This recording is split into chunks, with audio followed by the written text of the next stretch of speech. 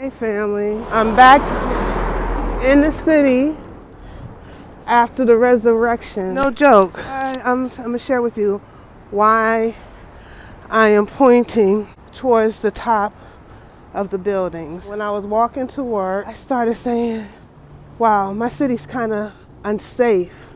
And I was like, the most revered building in my city had been infiltrated. It just started making me really nervous. We have a history of snipers in our city.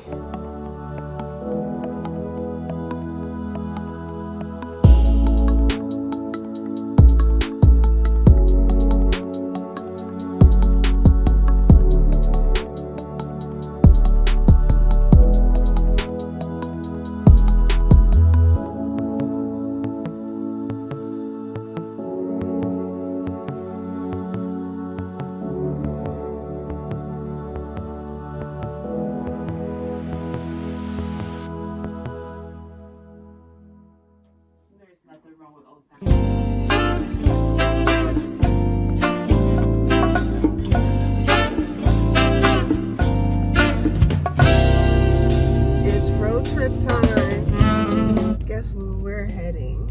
I'm super excited. Let me tell you. Guess who I'm about to go visit? It's a road trip, y'all. It's a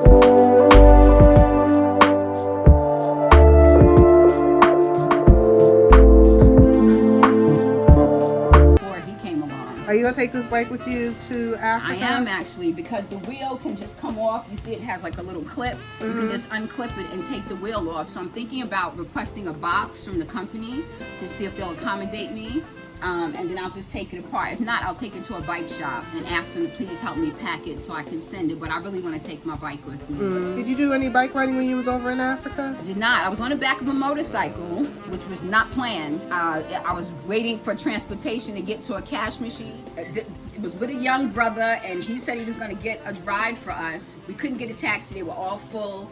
There were no KKs along this particular beach in Sierra Leone. What's the KK? The KK is the, it's like, it looks like a, I don't want to say a tricycle because it's not a tricycle, but it's 3 wheels, drivers in front and passengers sitting in the back. And it's almost like a wagon that's kind of closed in. Okay. Except it runs by motor, you know, and that's what they use in Sierra Leone. Transportation is a big issue on the continent. So this particular day we were by the beach. There was nowhere to get transportation, and the motorcycles were coming by and they were free. And the brother's like, come on. And he stopped it, and I had my back turned. So I go to turn, think I'm getting in a taxi, and the motorcycle's there, and I have on a dress. And I'm looking at him like, this? And he's like, yeah, come on, Mom. You know, he's a young brother. And I'm like, I don't know about this. I used to ride dirt bikes when I was younger, but it's not the same. Me too. I used to ride a dirt bike. But it's a completely different thing when you're asked to do that at this age, you know. So I'd be scared. He got on, I got on behind him. Mind you, there's 3 of us on the bike. So I'm holding on to him, and I'm like, oh gosh, oh gosh, oh gosh, oh gosh, oh gosh. The whole time I have my eyes closed, and he is laughing. Like I can feel his body rattling, laughing at me, terrified on the back of this bike. And then finally, as it starts to go smooth, I'm like this. Like I open one eye, and then I open both ones, and I'm like, okay, we're here. But I didn't want to get back on, going back. I was good. I was good at that. I'm like, I don't need to do this again. Yeah. Oh, I cannot wait to get to Sierra Leone. It's beautiful. I cannot wait. My only issue with Sierra Leone is there's just so much trash. Like it's affecting the beach, and it's affecting the rivers and streams and everything. It's just sad to see because it's such a beautiful place. I'm not sure, but you know how they have those commercials on YouTube? Right. They went to South Africa. Right. And they started doing this cleanup.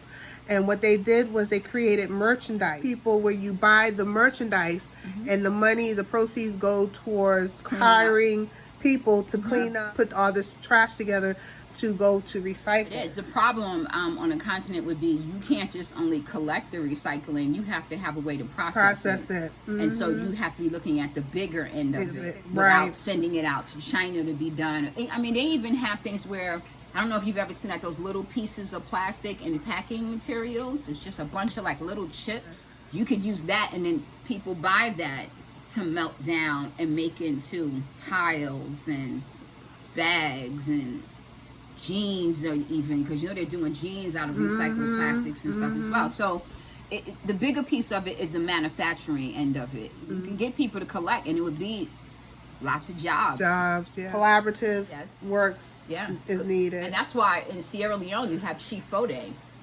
And with his organization, he has about 300 youth. Like, I'm talking about somebody that, you know, if you think of Lord of the Flies and them old movies where somebody could just make a phone call and next thing you know, it's like a posse of kids around them. That's Chief Fode. The young people follow him because they love his energy, because he gets them moving and makes them feel like they're a part of what's happening in their country. So he's that brother that if you're doing a recycling effort, because I think he has spearheaded a number of cleanups in Sierra Leone, but the government has never given him credit. So honestly, I'm like long as he's something is happening where he can continue to do the work. And I don't see where he gets the support he deserves, and not even just from the government, but from people acknowledging, like folks that he's helped. I don't know what the deal is with that, but I would think that he'd be in a much better position if all of the people he's helped him and his wife Kenya. Beautiful spirit, very helpful. She's an advocate, you know, and a community activist and stuff like that. So the $10,000 declaration of wire transfer, like what did you learn in regards when you were in Ghana, the process in Ghana versus Gambia versus Sierra Leone? Was there similarities or was there distinct differences that you saw from one country to the next, or were they pretty much the same kind of information can go across all 3 countries? You know, like what services were better than others, bring a certain amount of cash in, wire transfer. I'm hearing so many different variations of, is it better to bring the money over now, set up an account, or can you do that? Did you learn about TINs? I know I'm throwing a lot of like the things when it comes to, but that's like the number one thing that I've been searching for also, because of some kind of legality thing they're concerned about. Right.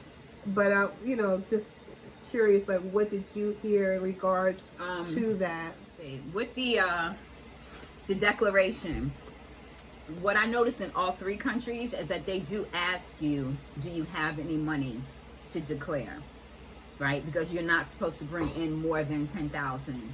I don't know what that's about. I just know that that's their limit. I learned the hard way that I should travel with cash. Cash is king on the continent. So you could take your money and open an account there and make sure that whatever bank you choose is going to be in whatever countries you decide to do business with, like Eco Bank, GT Bank.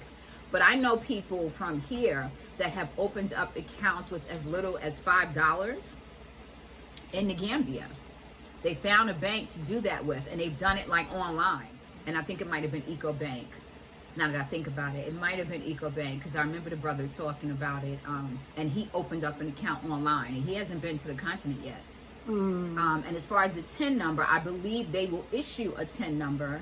I don't recall whether you had to pay for it or not, but I know someone was saying it was like 24 hours, like it was a really quick process. And so this is for the Gambia? Yes, this was Gambia, yeah. I don't know about Ghana and Sierra Leone, but Chief Fode could tell you about that, because he and his wife offer consultation for like a $50 fee, like when you get there, or you could call and find out what their thing is. Right. But I'm gonna tell you, you know, when I heard about their $50 fee, I didn't really know what it was about, but I figured, well, whatever they're doing, I want to support. Right. But when I got there, these folks had booked my hotel room. They had talked to the owner, talked him down to the price that I wanted, because I said I didn't want to spend more than $35, and this particular man was charging $45 for the room. A day. Yeah, $45 a day, $45 a day. Chief Fode and his wife, they talked to the individual, had him bring it down to $35, had him throw in an extra breakfast for my son, because they only do one breakfast per room. Told him, like, he usually requires that you pay for a week. I was allowed to pay every couple of days just to kind of feel out whether I wanted to stay there or not. They facilitated a beach party to bring all the diaspora together so I could meet everyone that was there. Oh, mashallah. They also did a walking tour. Wait a minute. He surpassed the $50. This is what I'm saying. Like, just their time alone. Yeah. And he allowed me to interview him on my channel, and I introduced him to a couple from the UK, and he entertained their questions. He is the chief of the Gullah Geechee Nation that is stationed in Africa. So he's an actual chief, and I believe his last name is Montserrat. M as in mother, A, N as in no, S as in Sam, A as in apple, R-A-T. Okay. Chief Fode Montserrat, I believe is the name. So and his wife is Kenya Montserrat. Right. And they took us to their main office, which is right behind the White House in Sierra Leone. So when we did the walking tour, they took us past the White House. They were like, do not take pictures. To Africa. It's not like the United States of America. I wanted to take a picture, and I asked one of the people that was in a group that works for Chief Fode, and I was like, listen, I want to take a picture. And he was like, oh, go ahead. As I'm about to pull out my camera, Chief Fode comes up and goes, don't do that. And I'm like, what? He says, you cannot take pictures here. Like, they'll take your camera. They don't like that here. So he kind of scolded the individual who, he's like, why would you tell her to go ahead? They don't allow that. So we kept walking. The couple from the UK was walking behind us, and they didn't hear the conversation. You already know what happened. By the time we got down the street, we're looking back, and they're being held up by someone in plain clothes, as well as a security that was standing at the gate. And I see Chief Fode down there, and there's a whole big thing, and we realized that they must have had their camera out. And so the husband had to explain that, you know, they were just taking pictures. They weren't spies or agents or anything like that. But it was a process. But yeah, they got caught for their camera.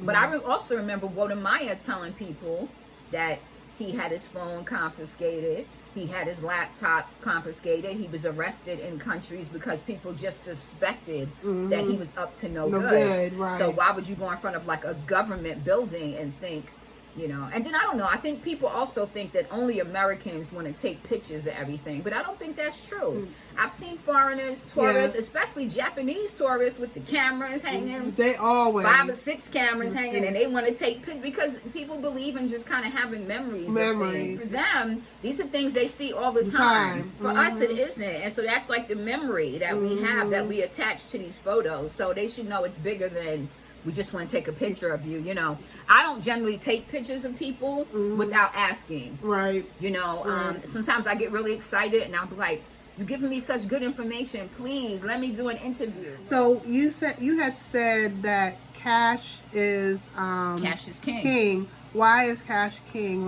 Because ain't nobody taking your card. There's nobody on the continent is interested in your card. I learned that the hard way.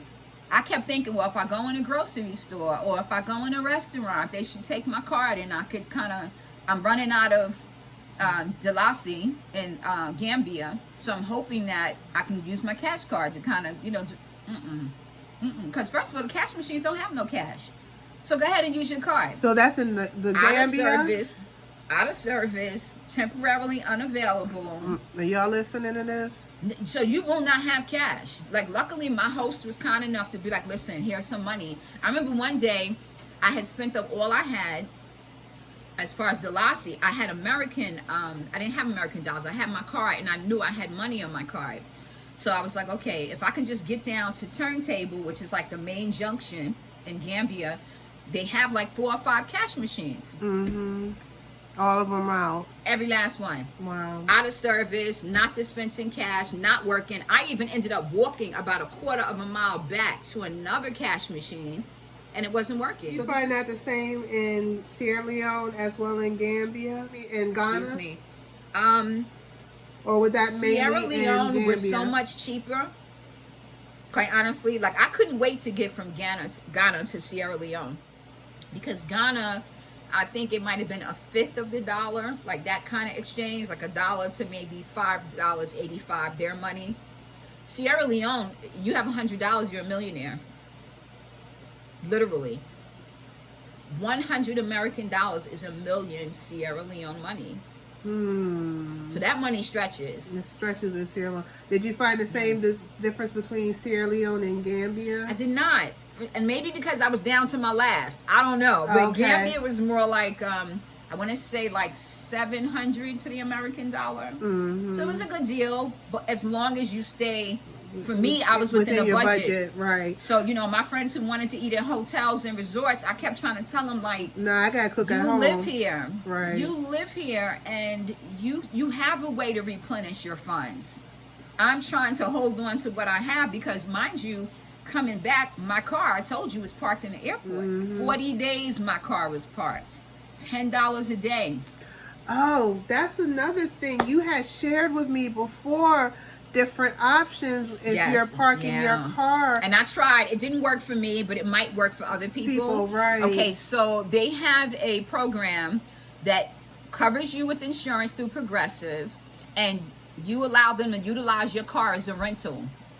So you don't have to worry about parking. Somebody might rent your car, and then that could be like $800-900 waiting for you when you come back. So your car has to have like certain requirements. They ask maybe that it's older than a certain year, maybe 2014 or something like that.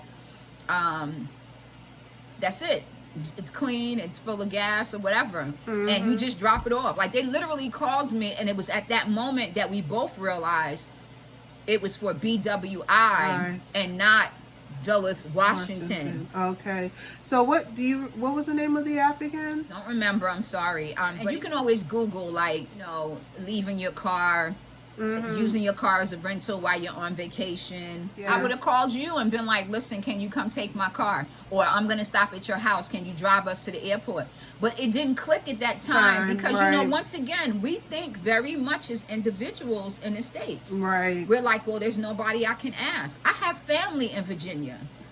But guess what? They ain't really that type of family. If it didn't occur to me to call them, exactly, I'd rather pay $400 than talk to them. Right. What's that about? You know, but that's how we operate here. In the future, the next time you know, if you come in and have me, I was like, oh, I could come. That's if you're not on the continent. I have you. Right.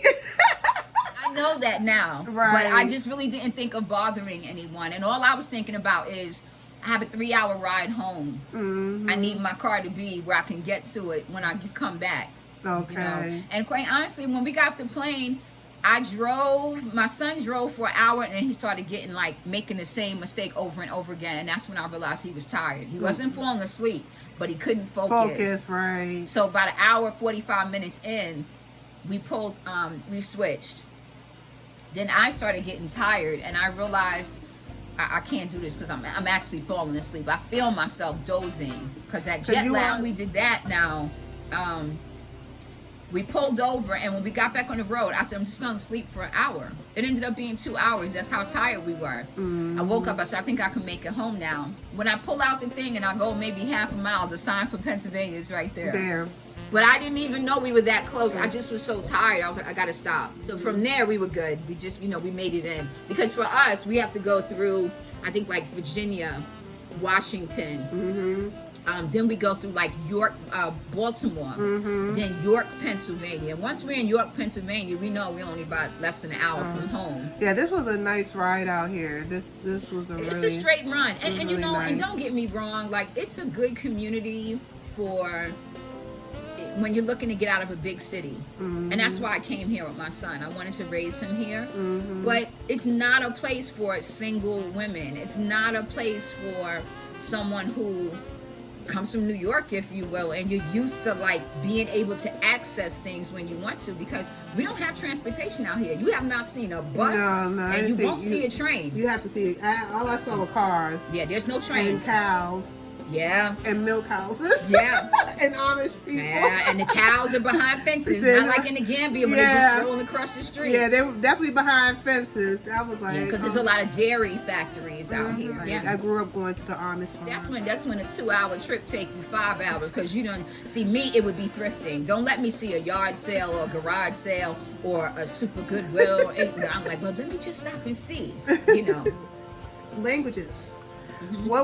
How many languages during your travel did you come across that you realize that when you do make this move that you have to either have some kind of working knowledge of, and wherever place you have in mind, how many working languages you think you may have to learn? I was telling you earlier, for me, I get frustrated because I feel like my language was stolen from me, and the fact that I have to struggle to pronounce things. I need them to say it 3 or 4 times because I just don't hear it. I hear it in an English way.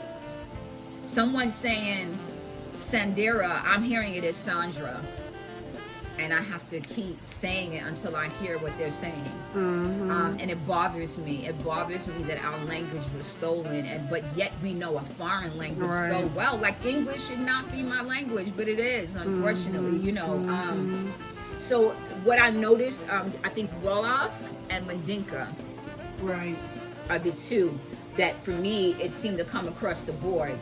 Sierra Leone, I understood them strangely, and I don't know if that's because I grew up around a bunch of West Indians, because my people are Gullah Geechee, so that whole patois, that pidgin language, I pick it up into my ear. Yeah, I pick it up. I get it, And my dad's people. Sierra Leone? Yes. Yeah, okay. They're easy to understand to me, but everywhere else it was kind of like a struggle, especially Ghana. But I don't know. It was just easier in Sierra Leone. So how many languages did you come across in Ghana? I know I came across 3 while I was there.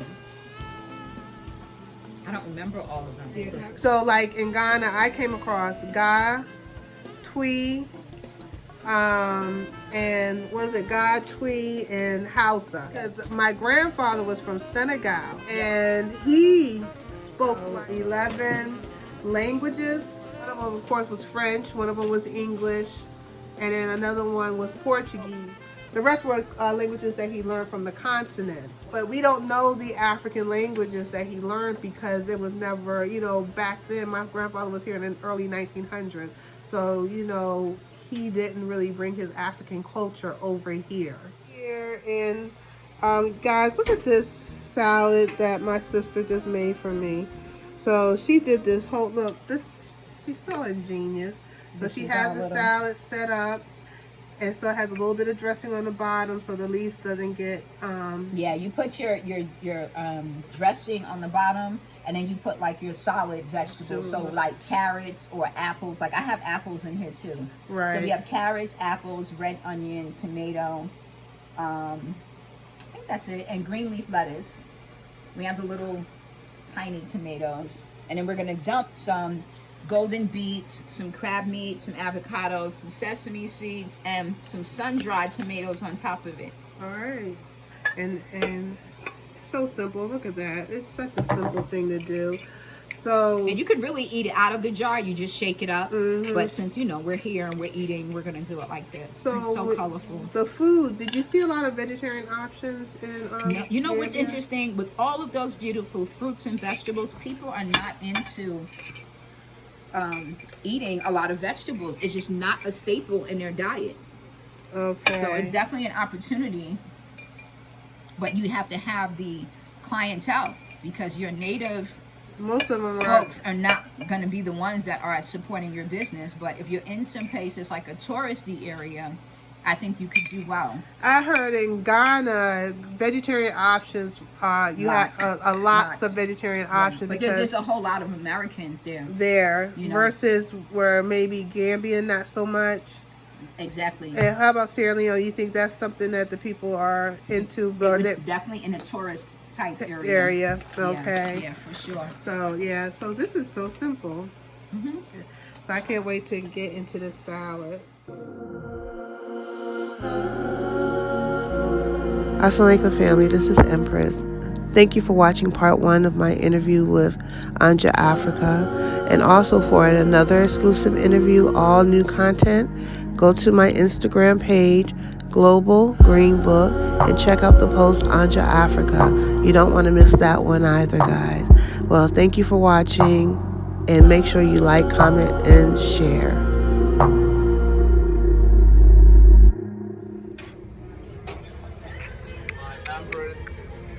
Hi guys.